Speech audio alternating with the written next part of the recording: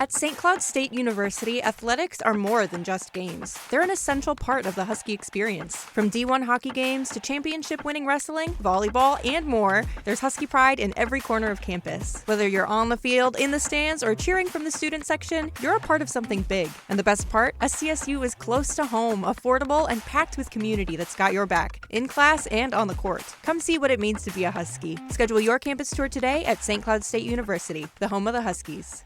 What you are about to hear will blow your mind and give you six-pack abs without even exercising. Pull up a bar stool and relax. Hey, who wants to have some fun? You've made it to Happy Hour with John Gaskins. Oh, no. Not again. Get ready for entertaining local and regional sports talk that will change your life, or not. And by the way, when you're telling these little stories, here's a good idea. Have a point. It makes it so much more interesting for the listener. Here's your host, John Gaskins. Here's Johnny. Hello! Ah! I'm back, baby! I'm back! Hey, happy hour on a Monday. It's June. Happy Pride Month. And we are starting off June by dominating Mike freaking Dom, the GOAT of Jackrabbit basketball, 9th all-time leading scorer in NCAA history. He's played all over the world since it happened, and he is still at it. A crazy basketball journey, and frankly, his chat is as good as this show gets. It's set a new bar. He is just so fun and engaging, and you're going to love it. And as we talk about his trip down memory lane, NCAA basketball tournaments, 3 March Madness participations with the Jacks, and as we talk during a time when North Dakota State football just made the leap to FBS, and the Jacks and maybe some Coyotes fans, you're wrestling with the tug of war about staying in FCS, competing for national championships versus being on a bigger stage, the biggest, and maybe scrounging into a college football playoff where you'll likely get Mack trucked by, I don't know, say Oregon like James Madison did. Consider this. Football is the last sport at SDSU that has a chance to ever win a national title. Every other sport is competing at the highest possible level and has zero chance. We know this. Sweet 16 is the furthest either basketball squad has gone. And we saw what eventual national champion UConn did to the best mid-major program in the country, SDSU, a year ago. They destroyed them. And yet, no one regrets the move to Division I by now. I mean, it's going to be like 5% maybe that still pine for the D2 days. I mean, ask Mike Dom. He was part of 3 NCAA tourneys. All 3 of those teams lost 2 better, deeper squads from Power 4 leagues. Some of those games were close, and it was exciting. You're on the edge of beating them, and you still would have had to win 5 more to win the national title. And, most big mid-majors get clobbered in the big dance, and it's only getting worse in the NIL era because you're losing your players to those teams. But if you ask any Jackrabbit who has ever played in Division I March Madness, I'm betting they'd say what a kick-ass experience it was. They'd rather have that than trying to win D2 national titles. And seeing the Jacks logo and the SDSU name pop up on a bracket on Selection Sunday, hopping on a plane to play against a brand name school and some of the biggest arenas and crowds they'll ever play in front of, having their chance at one shining moment. All of that experience, the visual for the fans, that's a big reason why SDSU made the jump from Division II, why USD eventually joined them, even though they're giving up chances of winning a national championship. In fact, Mike Dom, you're going to learn, went to SDSU because he's watched the Jacks play in the big dance a couple times under Scott Nagy when Dom was in high school. He wouldn't have gone to SDSU if they were in Division II. All he gave SDSU was the best player in school history, 9th all-time NCAA leading scorer. I mean, those Dom memories. Who cares? They got bounced in the first round. So it makes me snicker when you think back to the early 2000s. And I just read the Stiegelmeier book, which, really dove into football and all the sports going Division I, and how many fans were screaming, "What are we doing?" And then a decade later, 7 times over the men, 14 times the women, they actually go to the big dance, the road to it, winning the Summit League tournament in Sioux Falls. It's gold. So most people don't regret it. And why am I bringing that up today? Well, Jack's baseball got the best and the worst of this Division I experience over the last couple of weeks. First, an amazing, captivating, thrilling Summit tourney run and the upset of Oral Roberts. And then seeing the name next to Nebraska's on the selection show, a chance to play at Haymarket Park in front of 8,000 fans, a sea of red, a regional with number 13 seed Nebraska, and an Ole Miss team from the SEC, a college baseball blue blood from Arizona State. And the Jacks had the Huskers on their heels for most of Friday.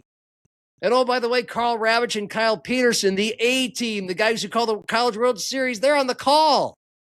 And then, like USD softball the week before, they take Nebraska deep into the game. That was the best of it. They'll never forget it. The worst? Saturday. Taking it on the chin. 17 donut. Remember the Vikings 41 donut? This is going to forever be 17 donut in SDSU. You will never be able to unsee that against Arizona State to get bounced 2 in barbecue. A combined 21-1 score for SDSU in its second ever trip to the NCAA Baseball Tournament. Everyone loves a Cinderella. St. Mary's eliminated number 1 UCLA, the number 1 team in the country over the weekend. Oral Roberts made the College World Series a few years ago.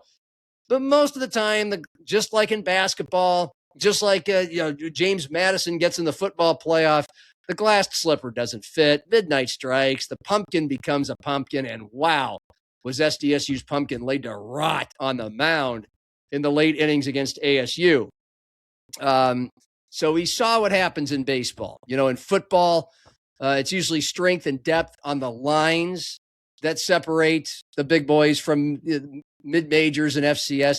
Basketball, it's just overall depth. You can have Nate Walters or Mike Dom, but you need talent everywhere to beat a bigger, deeper team. And in baseball, you can hang for one game entirely against a Nebraska, supposedly the best team of those 4 in that region.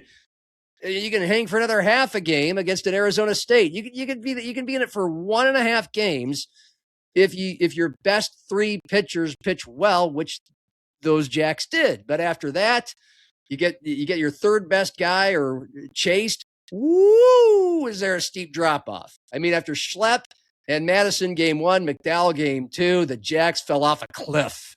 Once Drew McDowell got pulled, 1-0 game, bases loaded in the 5th against ASU. That's your difference. You saw the disparity, the just cold, harsh, ugly, brutal reality of being a mid-major, especially from a northern school. St. Mary's can beat UCLA. They're in California. St. Mary's is. Okay. Oral Roberts can go to a CWS. They're in the southern, but a lot of talent. Kids want to play baseball when it's warm enough year-round. Northern presents its different challenges. And so the Jacks got exposed. By the way, so did Nebraska against Arizona State and Ole Miss. But still, 17-0. Take the 100,000-foot view. The Jacks fans that got to be there to watch this and soak it all in, the atmosphere at Haymarket Park. Once you get in that sky, you are 100,000 feet in the air. I'm guessing the sting of 17 donut subsided, and you're just thinking, wow, we got to do that on that stage with those goosebumps. Tyler Merriam, I heard an interview with him today. He grew up a Jacks fan in the D2 days. He's calling their games, of course, for football, baseball, and basketball, and was there in Lincoln. And to hear him talk glowingly about SDSU, to get to be on that stage, how surreal it was to be in Lincoln. I doubt he'd rather be calling a D2 super regional in Joplin, Missouri for a chance to go to Cary, North Carolina. He'd love it either way. But given the choice, I'm guessing he'd rather be at a regional in Lincoln. It's nothing against the D2 teams that came before them in those sports. And nothing against Augustana, who's winning a national title in basketball 10 years ago, baseball and softball 6, 7, 8 years ago, but still, SDSU got the chance, and now the Jacks have raised their level of play by being in an NCAA baseball tournament, just like with the basketball squads after they first got into the big dance. Now you're going to attract more elite athletes, a higher level of athletes. You're getting the school more exposure.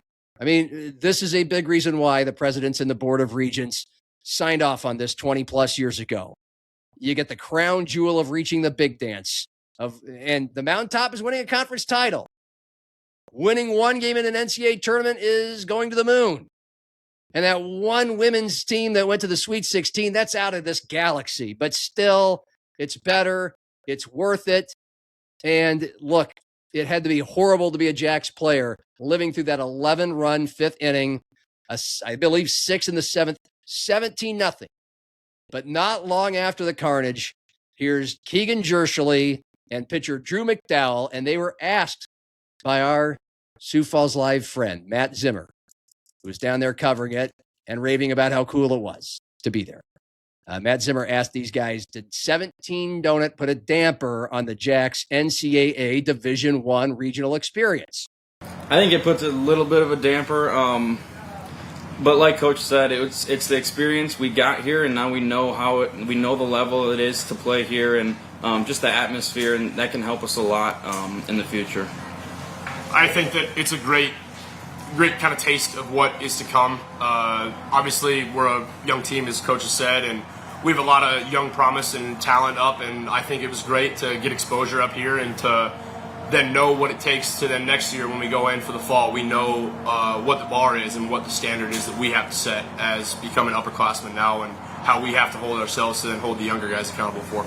So there you go. The players sure loved the experience. They especially loved it on Friday when Nebraska's clinging to a 1-0 lead and the Jacks have the bases juiced. Wow. They'll never forget that. It was all downhill after that. And we saw the chasm between mid-major and schools like Nebraska and Arizona State. But you heard them. They're thinking forward. Like, we want to come back. We got a taste of it. We can be better next time because of this experience. And of course, what'll be interesting, well, for one, SDSU should get a higher quality of baseball player just from this one trip. Dudes all around the country saw them. And boy, especially if I'm Rob Bishop and staff, you're talking about how you had Nebraska, number 13 team in the country, on the ropes, mid to late game in the big dance. But of course, now it's the NIL era. We have to wonder, guys like McDowell, who Kyle Peterson said, yeah, that's the Jacks pitcher with the best stuff. And he was good. He gave up just 1 run in 4+ innings on the biggest stage against ASU.